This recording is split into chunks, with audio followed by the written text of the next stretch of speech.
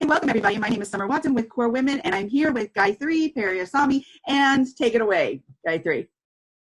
Hi, Summer. Thank you so much for having me on your show. Thank you. It's a gorgeous summer's day in Australia, as you can see. So my name is Gaayathri. I'm the founder and creator of Baby Peppers, which is a sustainable social enterprise. And we partner with fair trade workshops to help craft sustainable bedding textiles for children. So we work predominantly with women from low socioeconomic regions and from the slum areas, and we provide economic and financial independence for them. And, you know, just get them trained in sewing and block printing and things like that, so they can continue their crafts and they can continue to care for their families. So most of these women, they come from traumatic backgrounds, so they've been victims of domestic violence, sexual abuse, etc. So we really want to be able to empower these women and give them a new chance and opportunity at life again. Well, that is wonderful. Boy. Thank you. Yeah, thank you for, really helping community, helping boost community, giving independence to women who may not have had independence prior to that. Yeah. I know we've talked a lot about what you do for your business, and we've talked in the past, and some of the things that we haven't talked about that we want to talk about today are things like, our history, also our limiting beliefs as children, or how we limit our beliefs now as adults because of how we were taught to believe. That's right. The stories that we tell ourselves, and our journeys, our business and personal journeys, and your new article. Yeah. Oh, thank you. New article. Yeah, that's exciting. So we'll talk about all that. But let's start with a little bit about your background and your journey, your history. Yeah. So I grew up in Singapore, and I did have a very difficult childhood because I grew up with a lot of racism and bullying because we were considered minorities in our country. So we just formed 7% of the population. Ethnically, I'm Indian. And I endured a lot of racism and bullying. And this started pretty much from kinder, so from the age of 5, and it just continued. And it's interesting because with racism, I think 3 different camps of people got created. As I analyze things in hindsight, I feel like 3 different batches of people got created. So the first camp would be someone, they endure racism. So it would be like someone like me. I've endured it, but I come from a very peace-loving family, so my parents were not confrontational, and every time I would tell them about an episode, they would just tell me, it's all right, it's part and parcel of life, you're Indian, you have to put up with it. And they just made me live with it. I think the second camp of people were aggressive. Like, they decided that they will deal with racism in an aggressive manner, so they decided that they'll emulate an aggressive personality and try to navigate this difficult journey of racism. My brother is actually one of them. So he became an aggressive person, and he channeled things differently. Like, he was angry and aggressive. But that was his way that he dealt with racism. He didn't accept it. But he just thought, well, he accepted it, but he thought that he would accept it in a different way. Like, he would just become aggressive. And the third camp, I think, is the dangerous one, where people actually undergo and acknowledge that something is happening, but they don't think of it as racism. So I've actually spoken to these people, and they defend it, and they say, are you sure it's racism? Are you sure it's not something else? And it is racism. So, right. And it's funny because we might have talked about this before. It's almost like Stockholm syndrome. Yes, that's what I was going to mention. Mm-hmm. Yeah, they feel like they have to keep coming back to it because it gives them relevance. It's part of their identity to be actually a victim of racism. But they don't acknowledge it as racism. They tell me, I don't think it's racism. I think someone is just being nasty to you. They've just had a bad day. They just fail to acknowledge that it's racism. So that was interesting, seeing these 3 camps of people. And I think too, part of it, Gaayathri, it might be that they're trying to find a place to fit in. Yes, exactly, and right. People want to fit in. I think it's natural and very, common that people want to find a niche, a place, somewhere where they can feel comfortable and feel like they're part of the group.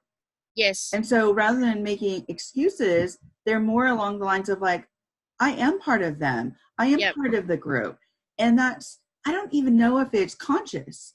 I think, or a rationalization, it's just natural to a Yeah, certain degree. absolutely. Yes, So, absolutely. yeah. Yeah. So I think, and I think that's pretty dangerous because you're living with something which is wrong, but yet you seek relevance from it Yeah. because you think you identify yourself as part of that culture, that Mhm. you think you need racism to be relevant in someone else's life. Mhm. And yeah, so I think that sort of touches on my article a little bit about rejection as well. Like, people have this enormous need to just keep belonging because, as humans, we crave for connections. We've got a tribal mentality, so we just want to be part of a tribe. We just want to feel, like we belong somewhere. But it becomes dangerous and tricky when you're not part of the right tribe, if you know what I Right. mean. Right. Mm. And I think that's difficult too to kind of like decipher, especially as a child, Yeah, and especially absolutely. based on the messages that are provided to you to get Absolutely. through life. So, Absolutely. you know, as your parents said, it's okay, Yeah. this is what we deal with. We're Indian, and so just make your way through life best that you can. Yeah. And I think sometimes when people don't have the skill set, and it's not to their fault or a wrongdoing, they just don't, they say, you'll get through it. It'll Yeah. make you a stronger person. Yeah. But in actuality, how do we make other people more aware of their behavior? Yes, exactly. And like, to be honest, I think it completely broke me as a child because I became reclusive, I became introverted.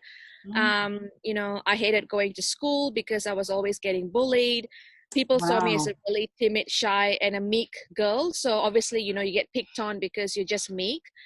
So it definitely backfired for me when, if when my parents said, you just deal with it, don't be confrontational, you'll get through it. But I didn't get through it. Like, I just became a very different a person. Yeah. And it just made everything so different. Like, I had zero self-confidence, zero self-esteem. um, I only really picked up myself when I came to Australia, when the Wow. opposite happened, when, people started seeing that I've actually got potential, and they Right. started nurturing my talents and my strengths. They started bringing out some of my writing capabilities, and, starting to tell me that you've got all these talents and potential. You need to start bringing them out. You're not actually an introvert. You're actually a really outgoing person, but you're just holding yourself back because of all these limiting beliefs. So that empowerment, I think, is really important for people to actually bring out the best in them. Right. Absolutely. Yeah, And I have to give you an example of how I was raised too, which is maybe a little different because I did encounter racism as well growing yeah. up in the United States because I come from a very mixed background. So I'm Filipino, Armenian, English, and then I'm Wow. also a little bit of um, Hispanic. And so Yeah, people always judge me like, oh, you're this or you're that, or they try to like really categorize me. And I am yeah, just a mix of things, right? But the majority of me is Filipino and Armenian and English, Western European. And yeah, so because I look a certain way, right? And I was raised by a single mom. But what I was getting to is she was always saying, "You're good enough. mm, You can make it through this world. You are a strong girl." And so when I encountered those things, I was like, "Hey, I'm not going to take it. You yeah, know, I'm going to come out of my shell and I'm going to show you who I am. You yeah, know, yeah, and I'm going to kill you with kindness." And you'll know who I am and you'll begin to like me. You know what I mean? And yeah, so I dealt with it in a different way. Not that I had to be part of the group, but I was going to show my independence and yeah, say, you just don't know who I am yet. yeah, And I remember sitting in a like a little dive bar, and I was with some friends, and I was just sitting at the bar, and this older gentleman came up to me. He's like, "What are you? Did you ever get that? I always got that a lot. What are you?" yeah. And I'd say, Oh, "What yeah, what do you mean? What am I?" yeah, And so then he'd be like, "Well, what's your racial background?" And I was yeah, like, "Oh, is that a common question you ask people?" mm, You know, is that just something you ask people? And I didn't become defensive, but more educational. And mm, so at that point, I thought it's in my best interest to educate this person And hopefully from our interaction, he'll go out and be a different person, or at least think about things differently. Yeah. So yeah, and I think that's the fabulous way, that's probably the right way, that what your mom did. She sort of she told you that you're strong, you're able to get through this, and that really shaped your perspective on how to get about life, which I think is a huge difference, because as you said yourself, we get our beliefs from our parents. We carry all this ancestral trauma with us. I carried a lot of trauma with me, because I thought, oh my God, my parents are so peace loving, I can't be confrontational. And that was traumatic for me, because I just took whatever came my way without actually being defensive or standing up for my rights, or without actually standing up for someone else's rights. I would see someone else getting bullied and have racist words thrown at them, and I would be like, well, they just got to do it. They just got to deal with it, because that's what we are. We're Indians and we deal with it. But instead, and in hindsight, I feel terrible about that. I should have stood up for their rights as well. So, it's about, carrying all this ancestral DNA and trauma, all these limiting beliefs, and helping that shape our perspective, which is actually wrong. Yeah, I think that, it is difficult, and we all have, and this is what's funny. You can't blame any parent. You can't blame, because they have their own one set of beliefs. They were raised a certain way. And, unfortunately that does impact us as children. And then we grow up again with these beliefs, this belief systems. Right. And so when, when I was a kid, I had two sets of grandparents, one that, you had a difficult time accepting child from a mixed racial background. And then the other set of grandparents were like just very embracing, right? And that was a struggle for me. It was a struggle for me when I got on the bus and some high schooler, this happened to me, two high schoolers, I was sitting minding my own business on the city bus, and they spit right in my face. And I had no idea why. I wasn't aware at that time of like what it could be. And I went home and I was like, Mom, why did this happen to me? This is what happened. And she was like, well, what were you doing? I said, I was sitting there, Mom. And I said, but they were in high school. I'm 10 years old. Right. Yeah. And she said, well, this is what I need you to do. I need you to be careful. I need you to sit behind the driver. And she gave me some guidelines of, where to place myself to keep myself, one, out of danger, and two, what this meant, and she described that. And she's like, honey, there are going to be people in this world that, unfortunately, for whatever reason, they won't accept you, or they don't like you, and they don't even know you. And those are really, it's okay. You don't have to, get to know them. You don't have to hang out with them. You don't have to be nice to them. You don't have to, you don't have to accept that behavior. That's not acceptable behavior. And that's a behavior that you don't have to apologize for or accept. And she was a very strong woman. So I was very lucky to have a woman who, who thought that being a strong woman was important, that she was going to raise her kids with some awareness, about, being mixed race kids, that, she knew the impact of what that might look like for these children. So I was very lucky and very fortunate. And I think that probably came from her own set of beliefs and own circumstances as well. So you said that she raised you as a single mom. She did. That would have put her in a different circumstance. So she owned the circumstances, and she probably told herself, look, I'm a single mom. I've got to get my shit together. And which means which means I got to raise my kids, and I got to make sure that they are independent. They've got the skill sets to navigate themselves through life. And so I think the circumstances make a difference as well. Like, I think circumstances, as well as, she was also having difficulty with her own parents, because her own parents weren't necessarily accepting of her children. So it wasn't until we were older where we were then, accepted, because we were showing our potential. And I think I was such a high achiever because I did want to show them that I had value. And that there in itself, I think, was unfair. And I think that was that was problematic. And I think that was one of the things that in hindsight was very challenging. And I know where that high achieving personality comes from, because I was trying to make sure that they saw that I had value. Yeah, you wanted to sort of fill a gap, like they saw your color and you wanted to distract that and see, look, I'm actually really good at my studies, I'm an academic achiever. Right. Yeah, which is problematic because, you know, you just wanted them distracted on something else, but Right.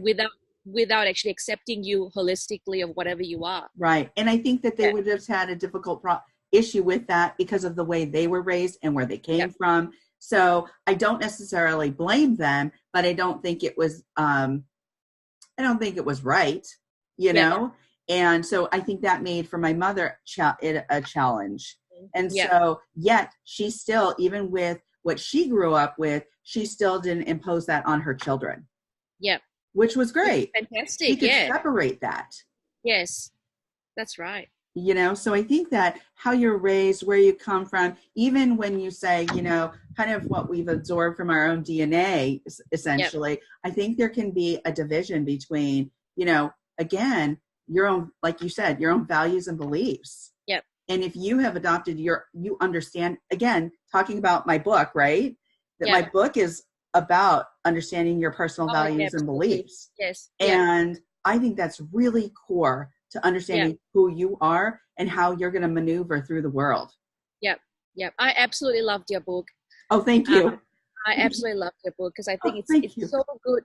It's so good, especially for parents. Yeah. Because it felt like you wrote, I mean, I know that you had, you know, a variety of target audience in mind. I felt like I could really relate to it as a parent because when I'm correcting my child using a swear word, what am I actually doing? What am I actually afraid of? Like, why am I actually scolding him or making him feel upset? You know, do you know what I mean? Like, you know, what's wrong if he, you know, said fuck? Like, you know, do you know what I mean? Like, so. Yeah, I mean, what's wrong with it? And why what's wrong?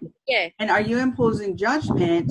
Yeah. What's the real reason you're imposing that judgment? Was it because you were raised a certain way to think about strong language? And if so, why? And what is your real evaluation of strong language today?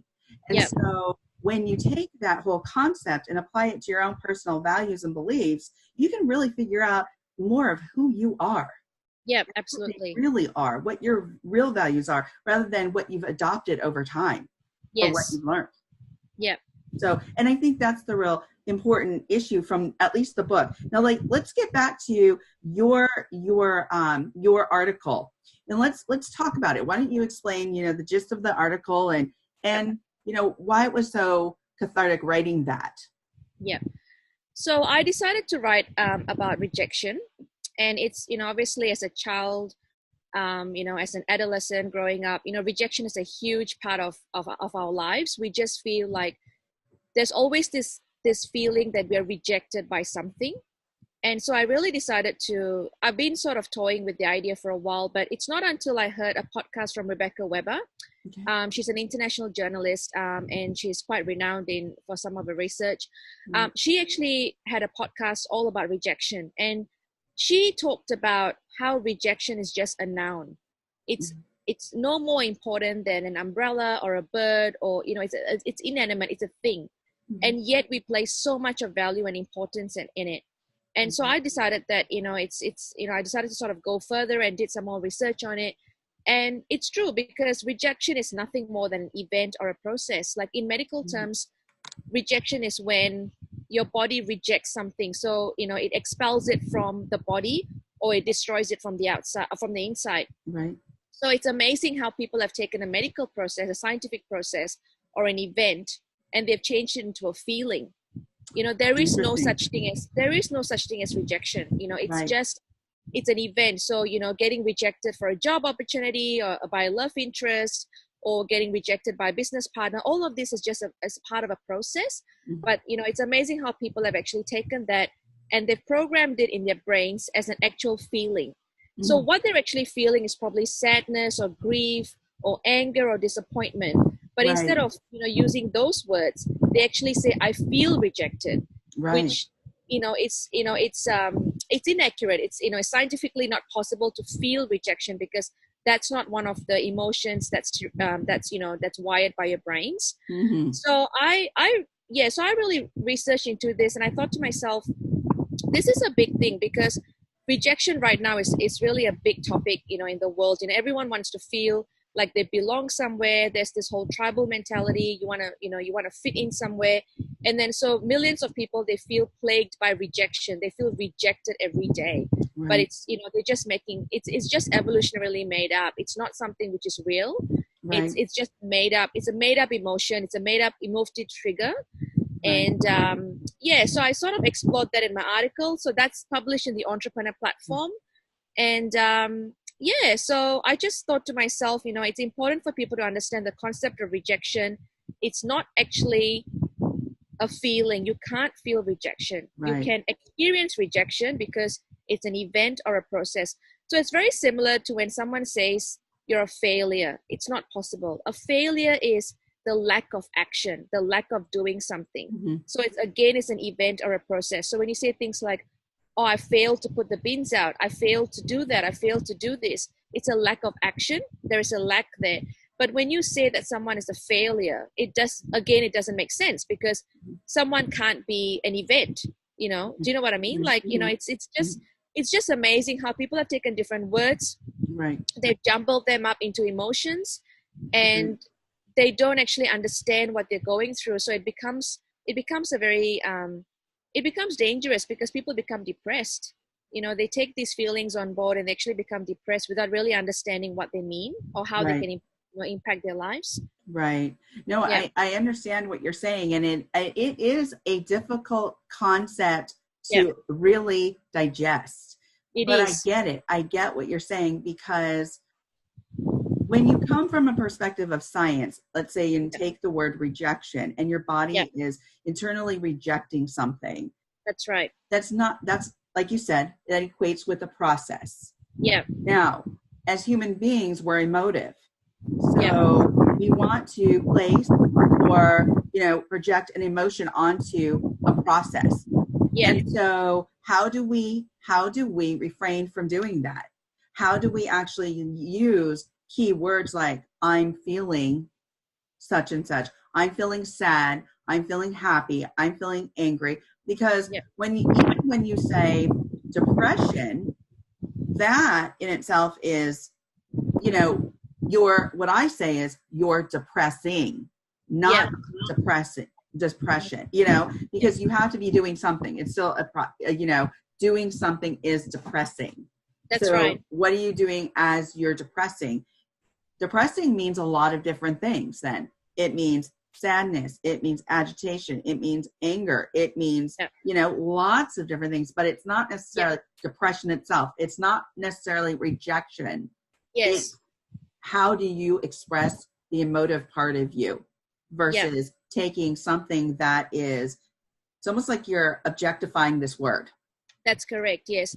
And I think a lot of it, once again, it's social constructionism. It's basically what you've been fed by society, what you've been fed by teachers, what you've been fed by schools. So, even in school, like, take for me as example, back then I would have thought that I'm being rejected by my school, I'm being rejected by my friends.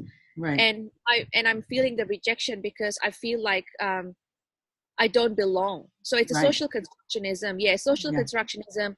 And it's a hard one to grasp. But I get it. I get it. And I think, it's going to be interesting to see how people digest it. And if they can actually understand what you're trying to say, and taking rejection out of the context of feeling.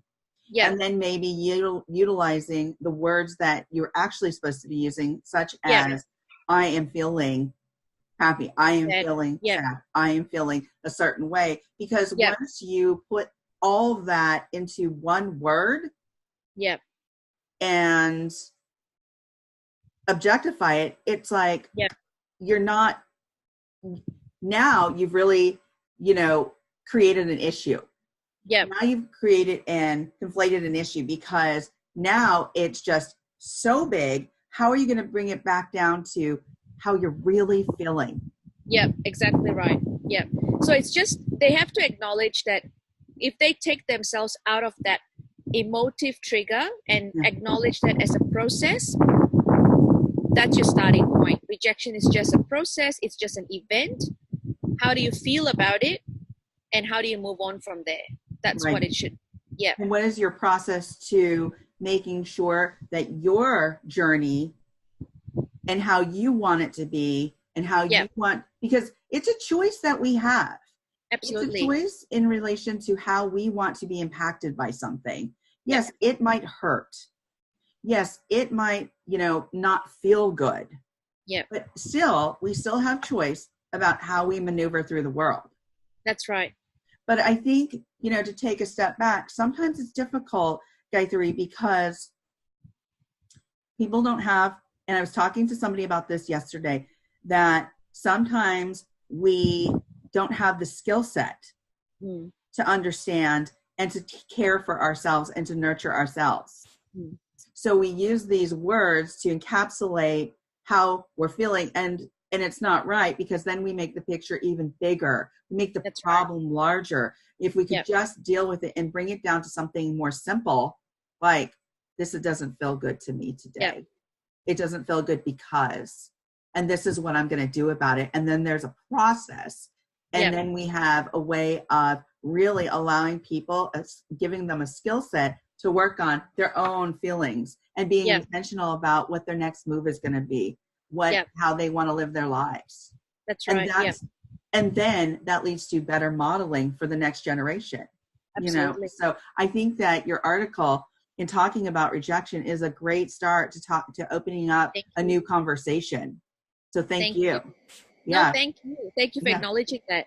Absolutely. Because I think that, I think it's a unique way of thinking. And I think that once we become more concrete about it, and I don't say that in a negative way, but once we become more concrete about really what these words mean and how we are objectifying them and encapsulating them to meet our own needs when they're not necessarily meant to be used that way, then maybe we'll create a different construction to really deal with how we are supposed to maneuver through our lives more effectively. Absolutely. I agree with that.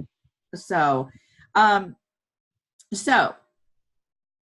when I go back to this idea of, the idea of this article and rejection, let me ask you something. What story did you tell yourself as you were growing up where you might have used or felt that, quote unquote, that rejection when actually you were feeling uncomfortable, you were feeling scared, you were feeling insecure? So the story that I was telling myself is exactly what I don't want others to tell themselves. I was actually feeling the rejection because I didn't understand it was just a process. It was just an event. I was actually feeling the rejection, but in actual words or in actual terms, what I was feeling is probably sadness and anger. Sadness because I felt like I was being judged upon the color of my skin. Right. And anger because I felt like I had no one to support me in this journey. No one stood up for me to say, hey, I think what you're doing is wrong. What you're doing to Gaayathri is wrong. People just watched. Like even in work, I experienced racism in work. I was about 18 or 19 at the time. And, if someone had a racist comment, everyone around me would just watch, would just be like, well, that's just part and parcel. They're a minority. That's what they have to go through. So I was filled with sadness and anger. But I, like what you said, I objectified rejection. That was a story I was telling myself. I'm rejected by society. I'm rejected by the majority of the population because of the color of my skin. I'm rejected. I'm feeling this rejection. Yeah. So that's what I was telling myself. It was a very limiting belief. It wasn't until I started Baby Peppers that I really started understanding what rejection meant, because when you start a business, you face hundreds of rejections. You know, people reject your articles, people reject your proposals, people reject your business opportunities. You pretty much face rejection on a daily basis. And that's when I started processing it as, well, it's actually just an event. It's just a process. It's not something which I should objectify and feel. I shouldn't feel rejected because someone rejected my article. I shouldn't feel rejected because someone rejected my business opportunity or my proposal. I should feel, well, it's just a different way of looking at things. And that's when I sort of came upon another saying, rejection is actually a form of redirection. Because you look at, when you experience the process of rejection, it's actually an avenue for you to redirect energy somewhere else, which is more meaningful and insightful. So when you feel like you're getting rejected because your articles are not up to scratch or whatever, you redirect that energy into something else. Maybe you tweak your angles, maybe you tweak your opportunities, your proposals, and you try to redirect your energy and focus on that. So that was a story that I started telling myself once I started doing a business. But growing up, I definitely had the limiting beliefs of everyone else. I was feeling the rejection. I wasn't just acknowledging and experiencing it. I just made it into a feeling as well. Gotcha. Great explanation. Thank you for that. And, Okay. and when you brought up a subject too, that's interesting. So you said, as you began Baby Peppers and, you'd write an article and you'd get that rejected, or you'd submit a proposal and that would be rejected. And the funny thing is, what we don't realize, I think at the time that's happening, and we're feeling down about our article being rejected or the proposal being rejected, is that you actually did get somebody's attention. That's right. And it may not be, that's very true. It may not have been the attention that you were looking for, but you still got their attention. And this is what's important. You got their attention, and now you can start changing the paradigm of, of what you want to change. That's right. Such as what you've created with Baby Peppers, and changing the outcome for many women. That's right. That you're helping to support in community, regardless if that was rejected. That's right. And that's the redirection part. Exactly. Yeah. Exactly. So you were able to do that shift in your mind and say, you know what, that's okay. That's okay. But I'm going to, again, like you said, using your words, put that energy into making sure I do A, B, and C, or do this a little differently, but not necessarily changing your vision. Yeah. That's which is good, because you can't necessarily allow people to change your vision just because of something that they didn't embrace. That's right. Yes. Yeah. And I think it's also important to understand that a rejection doesn't mean it's a no forever. Right. Sometimes, so when you do get their attention, you say, and they come back to you and they say, look, it's not the right angle for us, or it's just not the right opportunity for us. It's just not the right timing for us. Sometimes they'd be like, great article, but it's just not fitting in with our magazine specifics, or something of that sort. It just means it's not the right time, for at that time. Right. So it doesn't mean it's a no forever. Sometimes, you might get an opportunity to revisit that. And maybe if you tweak your angle a little bit, and you can, revisit and say, look, hey, we spoke a few months ago and you said at that time it wasn't the right fit. What do you think now? Do you know what I mean? Like, so it's not a 100% rejection, which is, set in stone. It's So I think that's important as well. What is it actually happening? Are you actually getting rejected, or is it just not the right timing? I think that's important for people to understand as well, which is also very hard, because the moment you get a no, people are, they get broken, they get damaged, their world falls apart, and they feel like, okay, I'm not, running this business anymore, everything's going wrong. Right. But what do you think about that? Well, one of my guests that I had on my podcast, she was amazing. She had triple negative breast cancer, and she survived it. Yeah. And that same year, I think she lost her mom previously. And that same year that she had triple negative breast cancer, some months down the road, she lost her dad. Yeah. But she had a really great foundation, family foundation and structure, and they were really supportive of each other. And she said, you know what, Summer, even with all the challenges, we celebrate being fired. We celebrate getting promotions. We celebrate the no's. We celebrate. And I was like, wow, what a way to think about it. Yeah. That is amazing. And you know why? Because even a no or a quote unquote failure is a success. And you know why? Because you've learned. If you can learn from what has happened, or that no, or from that situation where it didn't go exactly as you planned, there's still something to learn from that, and there's still something to celebrate. Yeah, absolutely. Because you still possess you've gained new skills. You learned how to reframe something. Like you said, it doesn't mean that it's always going to be a no. Maybe you'll go to a different publisher and submit that article, and they'll say, heck yeah, I want this I want this article. This is damn good. That's right. You know, so I think we need to just remember too that if we can remember resiliency and what that means and what that looks like, and also knowing that this isn't forever, let's celebrate everything. Because just because you had a no or a couple of no's doesn't mean it's a bad thing. It just means, okay, I need to do things differently. Yeah. Or I need to put my energy, like you said, into a different direction. Yeah, that's right. So, you know, let's see what else. So I think we've, you know, let's talk about really quickly. Let's talk about your business. You know, you talked about Baby Peppers. You've talked about it being, you know, being invested in making social change, which you have. Where are you with that now? And what was your strategy for creating Baby Peppers?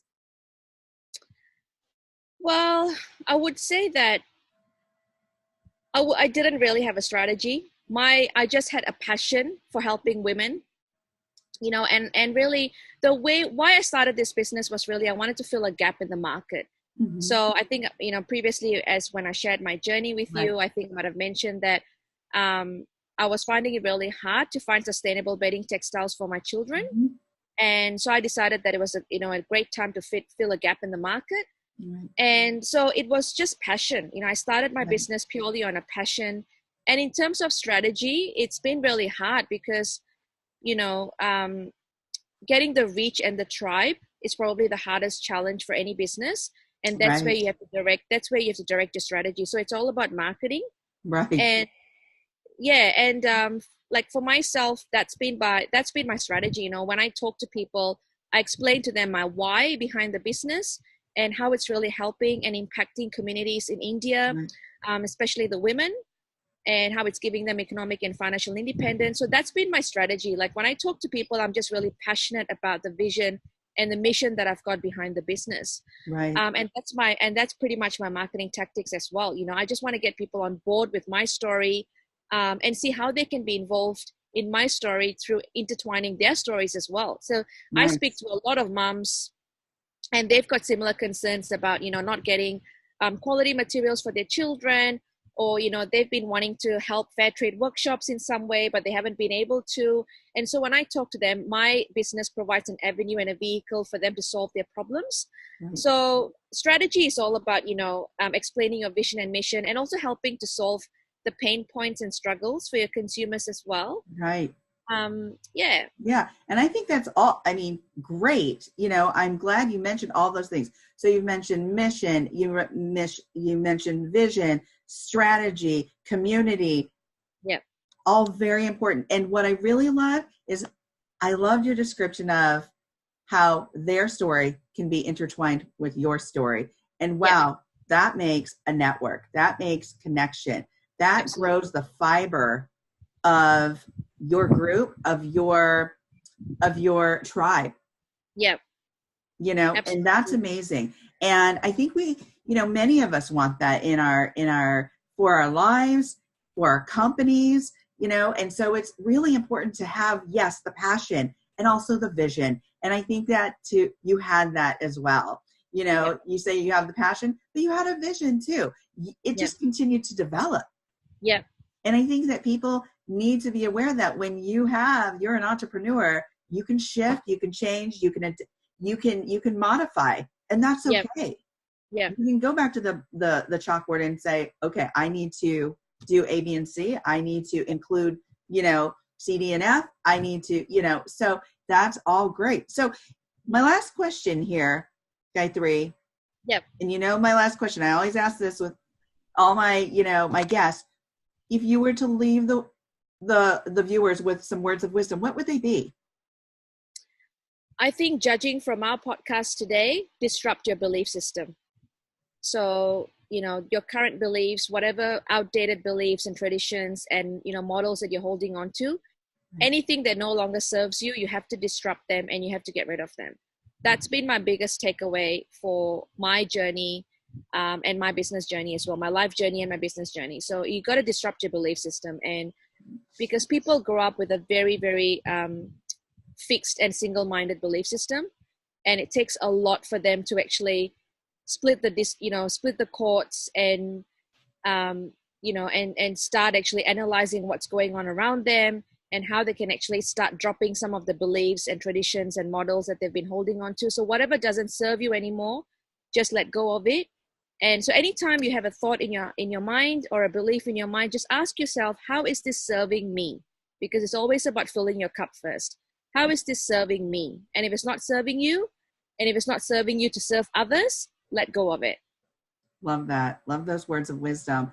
And I love the fact that, you mentioned that it's about filling your cup, Yeah. and it's also about, helping community. And Right. so important to remember that your cup needs to be full. Yep. So thank you so much for being on the Core Women podcast today. But one last thing, if people want to reach out to you, how can they find you? So we're on all social media platforms. So you can find us on Instagram, just at baby.peppers. You can find us on Facebook, just Baby Peppers. And you can find us on our website, babypeppers.com.au. Mm-hmm. So we'll be around. Yeah. Okay. Yes, Instagram as well. Yeah. So we're around. So okay, great. Yeah. Thank you so much for being with me today and sharing your story, talking about your article about baby peppers. Thank you so much. And providing us with some great words of wisdom. Thank you so much, Summer. I really appreciate this opportunity. Absolutely. Thank you for having me. Absolutely. Thank you so much. Thank you. Take care. No worries.